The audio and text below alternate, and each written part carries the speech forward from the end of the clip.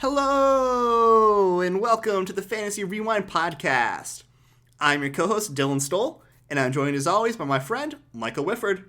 Hey. So today, we're going to be talking about a movie as opposed to a series here. We are going to be talking about the new Netflix movie, The School for Good and Evil, which is based on a book which is titled The School for Good and Evil by Soman Chainani.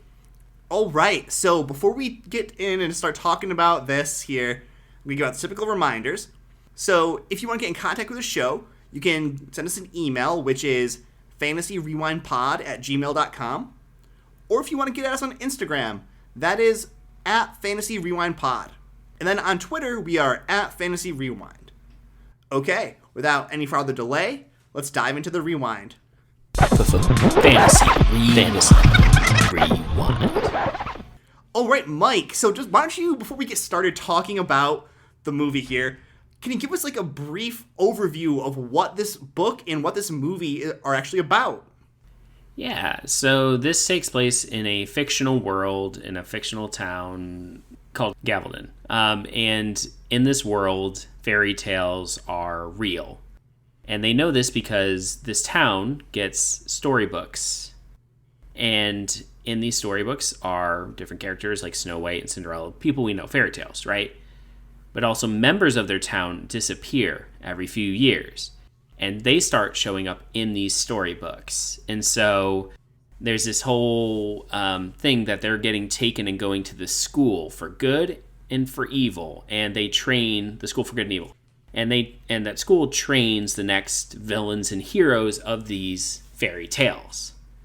And that's pretty much the premise of the show as we're getting into it. All right, so why don't we just jump off the cuff here, Mike? So just to give you guys some heads up and like some background information, Mike has read the book School for Good and Evil. I have not. So I'm going to be coming at this from a strictly show perspective. Mike, you'll be coming at it from a book reader perspective here. So just overarching thoughts. What did you think about the movie?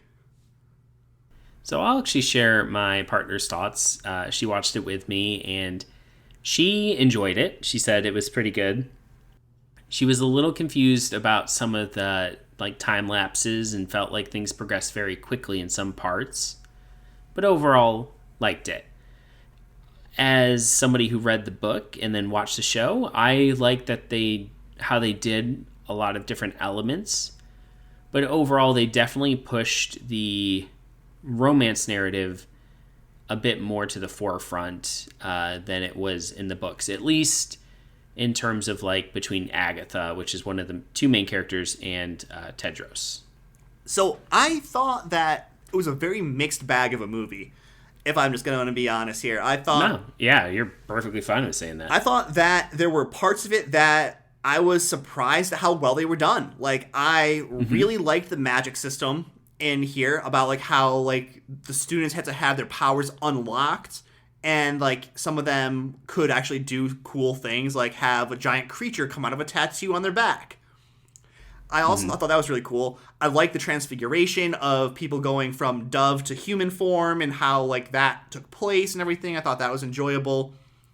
But then there were some of the things I thought were a little too cheesy. And some of that were the fight scenes.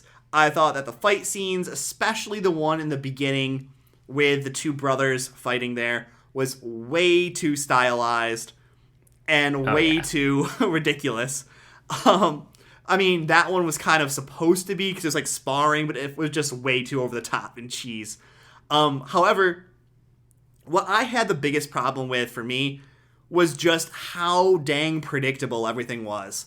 I was watching this, and I was, as soon as something gets mentioned, I'm like, oh, so this is gonna happen later on, and it happens.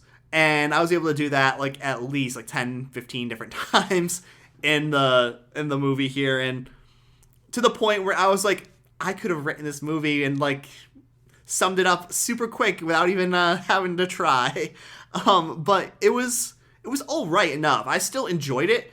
I thought it was full of cheese, full of young adult romance, and still somewhat enjoyable, even for a guy in his 30s.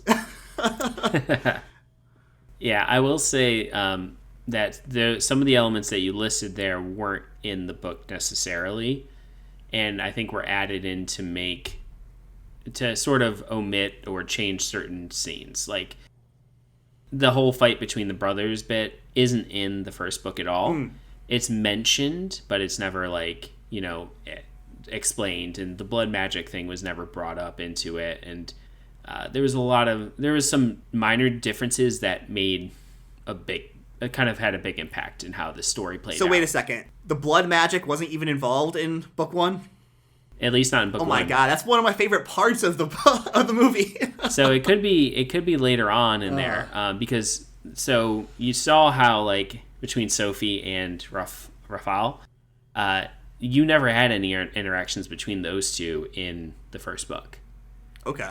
At least to your knowledge. At the end, you do find out that Raphael is, well, you don't know his name, but the evil brother is the schoolmaster. Right. But he's staying away from everything, and he did want Sophie to eventually come to him for those reasons, because that is what evil does not have in fairy tales, is true love's kiss, and he wanted that so he could be all powerful. So that bit was correct, but how he was taken down and a lot of the other leading up points were a bit different. Like there was never a relationship, at least to my knowledge as of right now, and I'm reading book 2, of Lady Lasso and Raphael having a relationship like that.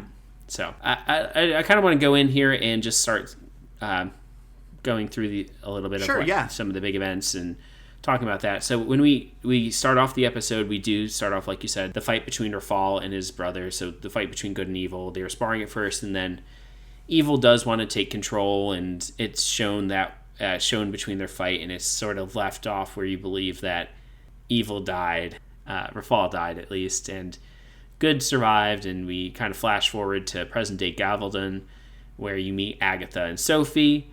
And in the book, this is where it actually started, is in Gavaldon, from Sophie's perspective, and the book kind of flops between Sophie and Agatha's perspective, even within chapters. Okay. Pretty quickly, so you have to really pay attention to some of the like dialogue or some of the text there to really understand who is talking. Sometimes I've even been like started reading and I'm like, oh, it switched.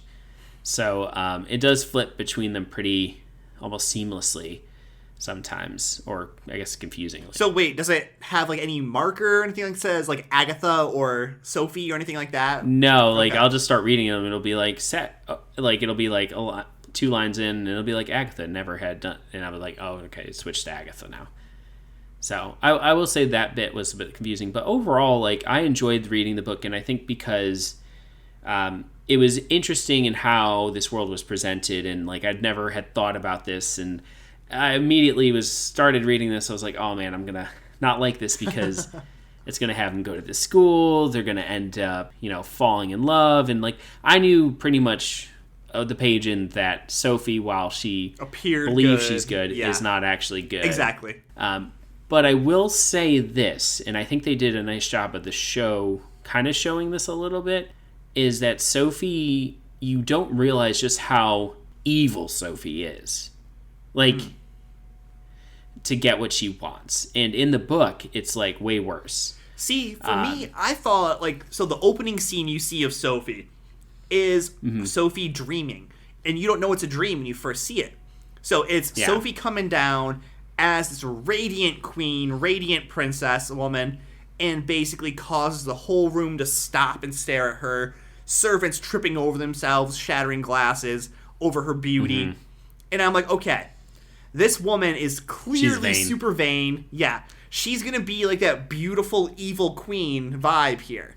And as soon as they mentioned like the School for Good and Evil, and of course I knew the title of the movie I was watching, but as soon as they started talking about it and she started saying how good she was, I'm like, this girl is going to be so bad. She's going to be like that fair femme fatale who is like secretly evil. And I got that right off the bat from seeing her in her dream there. That's fair. And in the book, I mean, you do get that she's very vain, but you don't understand just how evil she gets. And as what I say is how she was in the Doom Room. Right. And Lady Lasso cut off her hair. Well, in the book, it was not Lady Lasso. It was somebody called the Beast, aka the Beast from Oh, okay, from Beauty and the Beast. yeah, Okay. yeah, from Beauty and the Beast, and he sees that the best way to torture her will be to just cut off her hair. So he does it, and then he tells her to leave, and then he like goes over because there's like this moat or kind of this stream, and he goes to like wash off something, his hands or whatever, in the filth, and she comes back in and kills him. Oh man. Yeah, and like that's something that's still kind of with her to book 2. So I'm just saying, like, you don't even like that's the first inkling. You're like, oh wow, she's like She can be ruthless. legit Okay. evil. Yeah, and she doesn't even like she justifies these things in her head, and she uses Agatha, and you get a little bit of that in the movie, but you don't get all of it. Like she's really really bad, and even into and that's what I really liked about the book is that there was all these little events that happened throughout the school year, and you're just like realizing like even though Agatha was actually portrayed as this bad person because she was weird and different and like she acted kind of tough, she really wasn't. And Sophie is the opposite, you know. And so at first you're like, oh yeah, they're obviously going to go to the opposite schools, but it's all the devil's in the details with them. Like you just start realizing more and more just how polar opposites they really are. And I think they didn't really stick that in the movie. And I understand it's really hard because I think about this with any of the school movies, you know, like Harry Potter and even the Percy Jackson movies, which were terrible. Well, that show's going to be coming out soon, so hopefully it Oh, redeems the itself. show I'm excited for. The movies, my students were like, oh yeah, they made movies of that because we're going to do Percy Jackson in book club. And I'm so excited about because, you know, full nerd out. But they're like, oh yeah, they made them movies. And I was like, you do not talk about those movies in this classroom. It's like, they are crap. I said that. They were like, whoa. I was like, yeah, you'll find out when you read this book and you fall in love with it. No. Anyway, but the thing with those movies, and I think Harry Potter probably did the best with this because it just hit these big events, is that you don't get all the little nuances that happen throughout the school year. And it's kind of hard to really get that, especially in this book, because this book, a lot of it happens in these classes and small moments, and there's a lot of them. It's a pretty thick book. So they couldn't really do all that. And so they had to really kind of push the narrative a little bit faster in some spots than they did. Yeah, and so like one of the things like I just want to mention, because we're talking about Sophie and how much more ruthless she can be and how much more evil she seems in the book than she does in the movie. I would say, like, in the movie, she doesn't really go full evil until she gets the blood magic.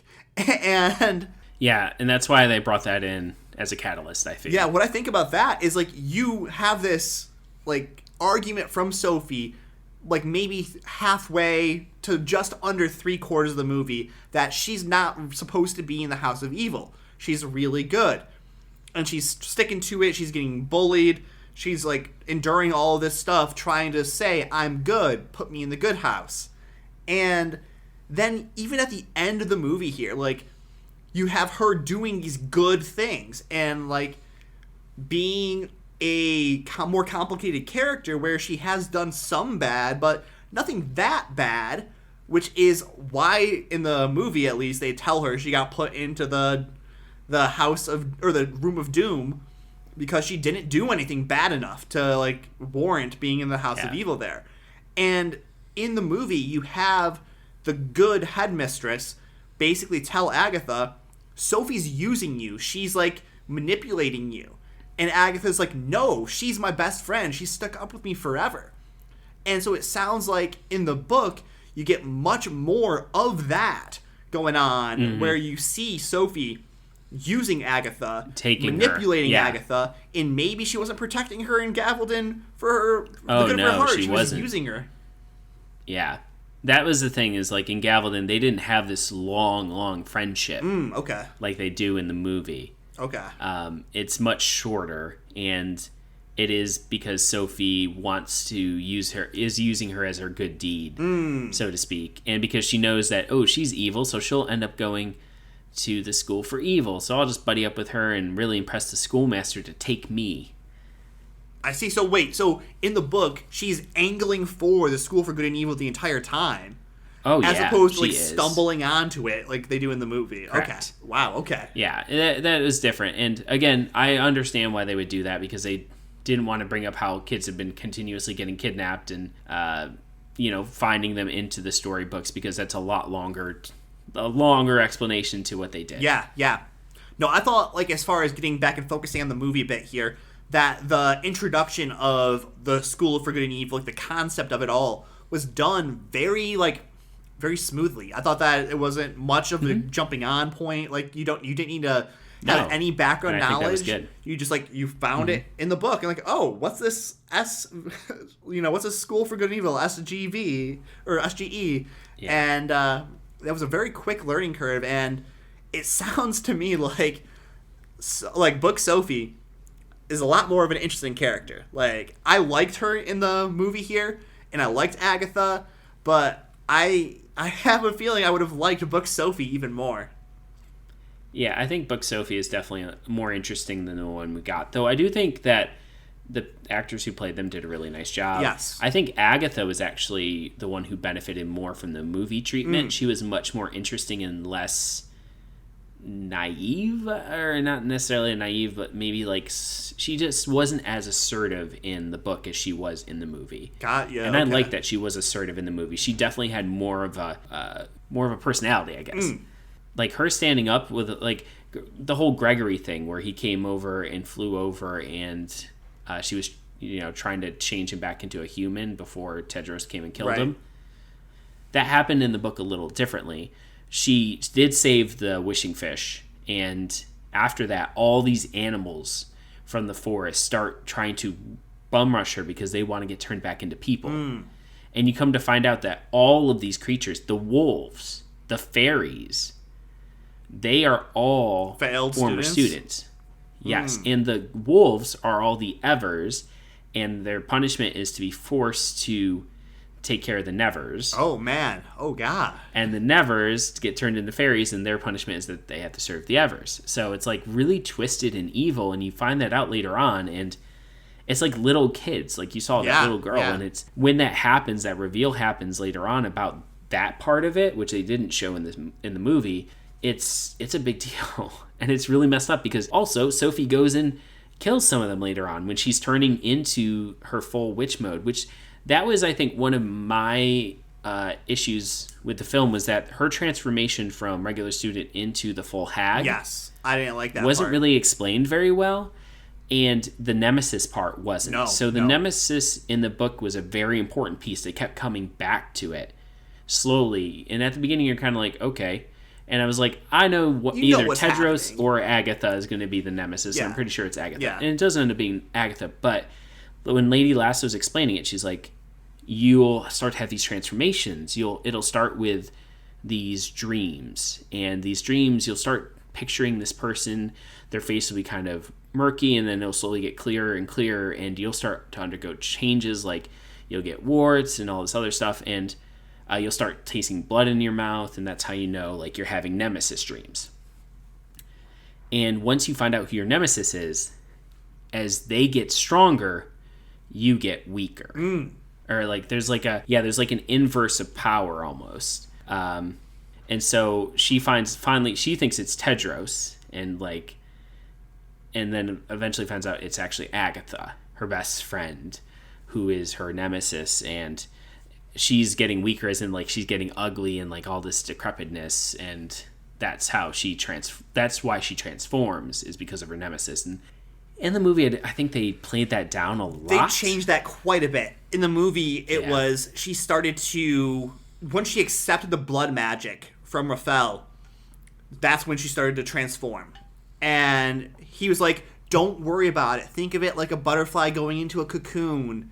And she went from being this beautiful young girl to being this girl with a big nose and a little hairy pimple wart, to being full hag. And I was like, oh my God, what? And so I'm just going to jump in on this here, because this was just something else done in the movie that I wanted to mention here. Oh, yeah. Go for but it. when the reversal of the houses happens, I thought that was really, really cool. But I want to bring it up here because Sophie turns back into the beautiful person that she was before. Yeah. But nothing happens to the rest of the evil crew. Nothing happens to like Agatha. You see Tedros has like a couple like scars on his face and everything. I'm like, okay, wait, so if Sophie gets to be beautiful again, why isn't Agatha ugly? Why? Because that's her nemesis. So, well, Agatha never switched schools because she never attacked.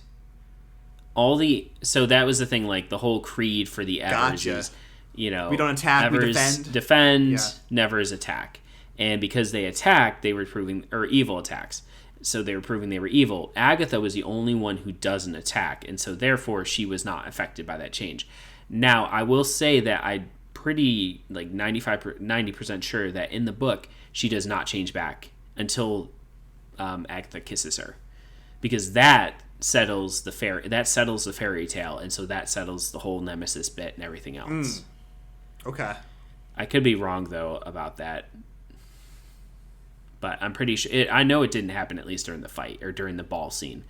And I will say that was also one of my favorite scenes in the book because I had constantly thought about that. I was like, these Evers act all high and mighty, like they're good, but they're really not. Yes. And it's really that shift that changes things. And I wish they had shown a little bit more than Nevers' reactions to getting the ball, because this was the thing. That was, like it said on the banner, this was the first ever Nevers ball. And it was such a big deal to them. They were like, oh, wow, we actually have this really nice thing that we've never had before. And, like, they start to actually, like, let their guard down a little bit and enjoying themselves. Agatha shows up, and Hester, who is the witch with the tattoo, and who's... you think is going to be kind of the big bad at the beginning of the book, but ends up, fizzling out because of Sophie. Right. She's just like, kind of lets her guard down too with Agatha. And it's like, hey, yeah, just come celebrate, And Agatha's like, no, they're coming to attack. Like, you guys gotta pick up shop here, get ready. And they're just all like, it's a reversal because they feel like they're in a space they're allowed to do that. Yeah. Finally. I will say, though, the one character that I like the change they did in the movie versus the book is Holt, or the boy who has the hair pop out of his chest who's a werewolf. Yes, Captain Hook's son. Yes. Isn't it Holt? Not Holt? I don't remember his name, to be honest. Like, I thought it started with a name. Yeah, I didn't hear it. I just heard Sophie say, like, that sounds like something a sound you make when you, like, cough or something like that. Yeah. But I liked him. I thought that he was cool. He was good. I thought it was very interesting, though, just like the concept of the movie, like, just the idea of, training up your next fairy tale heroes, your next fairy tale villains. Of course, there was like some mean girl action going on there on the other side, and I was like, okay, with Beatrix. Yeah, I was like, that's just not okay. Like, okay, yeah, you're good, but are you really? Like, you're still acting like the stuck-up prisses that it's not okay to be. But when you're talking about like some of the other stuff here, I'm sorry to interrupt you. Go ahead. No, you keep going. All right. Well, I was gonna say like some of the other stuff like I wanted to mention about like that whole switching sides scene there was like you had the Nevers being the good guys, the heroes for like the first time in their lives and everything, and like you just see the repercussions of that throughout the rest of the movie. Like you see at the end when everything kind of gets resolved there. They're like, maybe we don't have to be bad. Maybe, like, I can be good if I want to be, even though I was told I am an evil person. And I think, like, the attitude that Agatha has throughout the entire movie of you can control your own destiny. You don't have to be good because they tell you you're good. You can still be bad when you're good. And just because they put you in the school of evil, you can still be a hero. Like, just let yourself define yourself. Like, don't let someone else put a label on you. And so I thought that was just like a nice overarching theme that was in the movie, and something that was done well by like the way that the movie got resolved with all of the switching and then the mingling of the houses. Yeah. And I think that was actually kind of what I wanted to get into here next, is that was a big difference from the book, because the book didn't spell it out in that way. And in fact, Agatha didn't quite say those things like, it's not black or white, it's more gray. That was kind of implied along some of the places, but it very much was kind of black and white, Yeah. and she was kind of railing against that a little bit. I like the inclusion of the teachers here and how they said how vain all these students had gotten, and Yeah. that wasn't in the book, and I was like, that's great. I'm glad they brought this up, because that was one of my complaints with the book, is that a lot of these good characters were just all like, it was all about appearances, and they addressed that in one part of the book, but not in a very meaningful or satisfactory way, whereas I feel like in this movie they really nailed it down. And I think I'm going to, as I go through the series, it's going to hit that more and more a little bit in some ways, because I feel like each book kind of addresses a different stereotype, if you will, about good and evil, or at least it attacks different stereotypes. And so, like, one of the things that I thought was a little bit poorly done was how they had ugly class in the School of Evil and smiling class in the School of Good. But that was part of the whole, like, stereotyping of good and evil, and I think that was really Samani's point here, is that we always assume that evil is ugly, and that's why Sophie kind of like didn't fit in, because she was evil but she was also pretty, right. And you know, good has to be beautiful, but it doesn't, because Agatha is really good. In fact, she's the best out of you, and she's not, in the book she's actually ugly, whereas like in the movie she is beautiful. Right. I mean, she was a good-looking girl in the movie here, but okay, so she was uglier, and she was ugly in the thing there, but yeah, and in fact, like, to the point in the book where she wouldn't even look in mirrors, and you got that, like, man, for 1 second where she, like, wouldn't look in a mirror, but she legitimately wouldn't look in mirrors. Like, she would map her way around the school so she could avoid all the mirrors. Oh. Because she had, like, a fear of it, almost. Because she had been told all her life how ugly she was, and how, you know, and she didn't want to face that. She was super intelligent, and so she really embodied everything that the School for Evil wanted, but she was really good. And she was, and it wasn't until, I think it was Professor Dovey, one of the professors, you end up finding out she's actually like the fairy godmother that's in all the fairy tales. I could see Professor Dovey being that, because the way she was acting, that she just screamed fairy godmother. And she's like, I'm going to be your fairy godmother. And Agatha's like, oh. She's like, we're going to make you beautiful. And she's like, what? No. And you're like, oh, no, please don't do this. Like, this would be the worst thing for her character. And what they do is, like, they end up, like, knocking Agatha out. And all the fairies, like, she's like, oh, no. Like, and gets knocked out. And she wakes up in front of a mirror. Oh, God.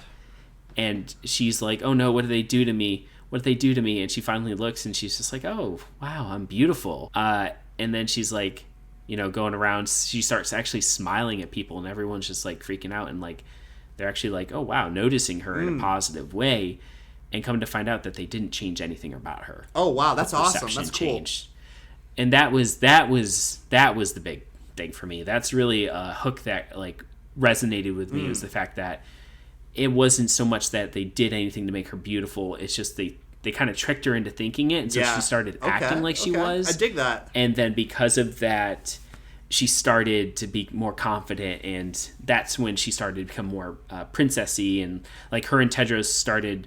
They were having a connection the entire time, because his thing was he didn't want just a pretty girl. Right. He wanted someone who is going to be good. And he kept finding her, and he was like repulsed, because not because necessarily she was ugly, just because he thought she was really a witch. Yeah.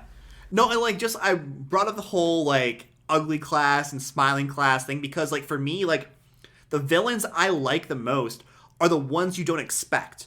And so like go into like Lord of the Rings, and they're talking about like how like Sauron has different forms that he's been in, like the Anatar, the elf that's fair looking, that's good looking, and everything, and kind of like lures you in with his like kind of almost seduction and everything. And just like those types of villains were always the ones that appealed the most to me. And so like I said, I saw Sophie coming from a mile away. And so like I was like, why would you like force her into that when that can be the best weapon of all to make people think you're good when really you're evil, by being, you know, attractive, by being, you know, having that appealing outward appearance.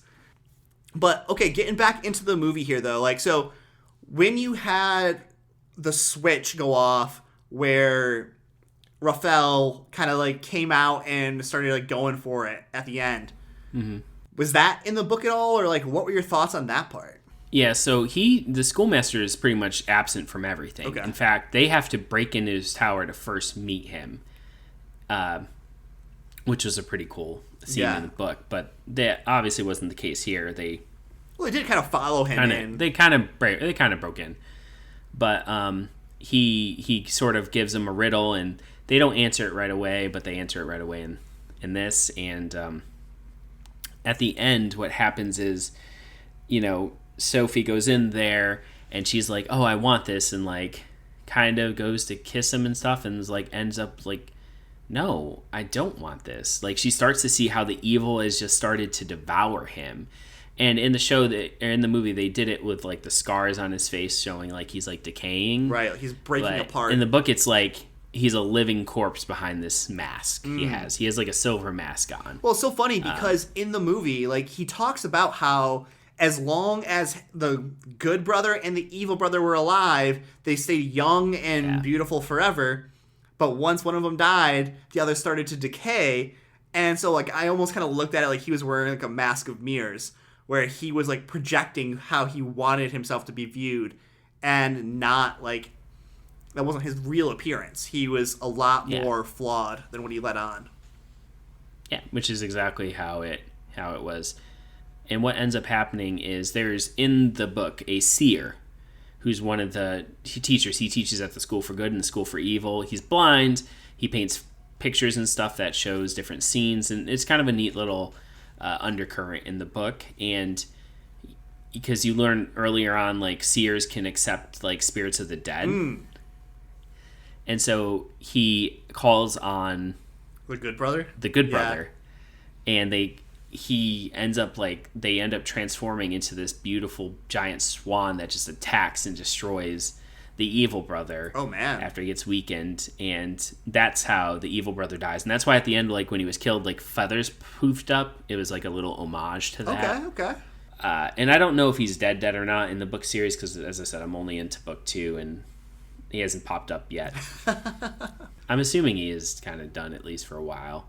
Yeah, but other overarching thoughts of the movie here, like so I know we've kind of been like a little bit all over the place with this, but I think that's fine. I think it's a good way to talk about it. We've kind of been going different currents as we've talked about it. Yeah, but like so some of like the other big thoughts I had on the movie here, I really liked the plant vampire like things. Those things were like really cool. The flowers that were actually like snakes and came out and like bit you.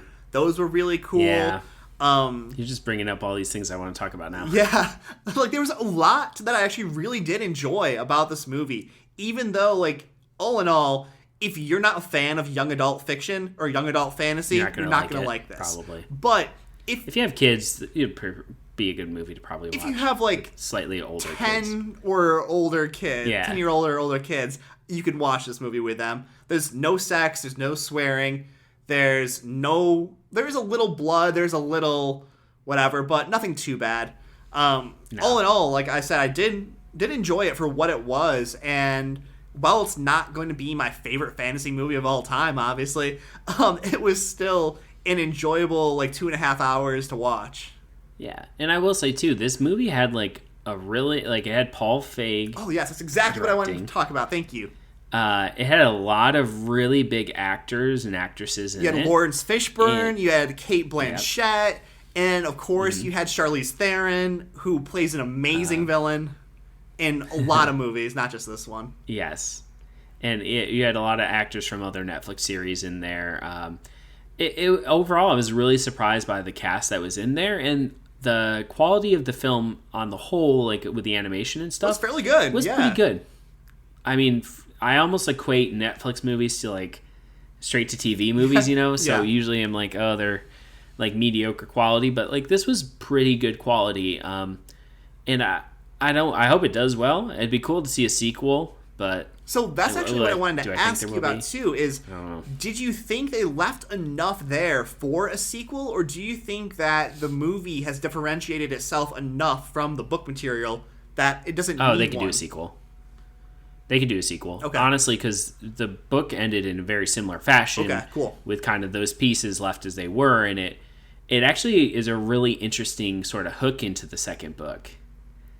Because their fairy tale ends differently than every other fairy tale has ever ended. Right, with the nemesis and the hero still alive. Yes, and so it sort of leaves the rest of the fairy tale world to sort of like, reflect on their their history and like, do we like it how it was or do we like this story? That's actually a very, very interesting. And you said the name of book 2 is what? A World Without Princes. Oh, God. Okay. So, before we get out of here, I do want to bring this up, too. I Yeah. thought it was incredibly cheesy about, there's no truer love than your best friend. And having I wish they just hadn't Agatha said kiss that. Sophie and healing her with her tears Again. and kiss. And I was like, oh my God, kill me I now. know that part, that part was really bad, and I liked in the book it was literally like it was like because that's Sophie's or Agatha's power.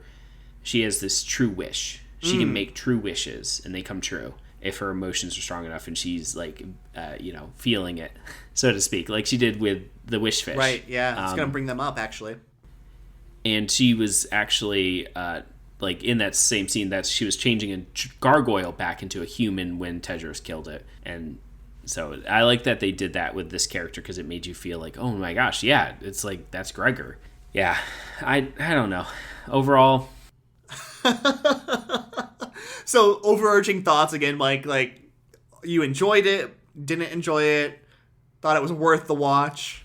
It was worth the watch. I wouldn't probably watch it again, but it's not going to kill my enjoyment of reading the books by any means. And I would definitely recommend the book series, especially for younger readers. I know I've gotten some of my students into it from talking about it because, especially for them, like some of these things that we say, oh, it's so like we knew that was coming. Like they don't. Yeah, see they're it young coming, enough so that it's they a little haven't bit more been of a- tainted yet by good fantasy.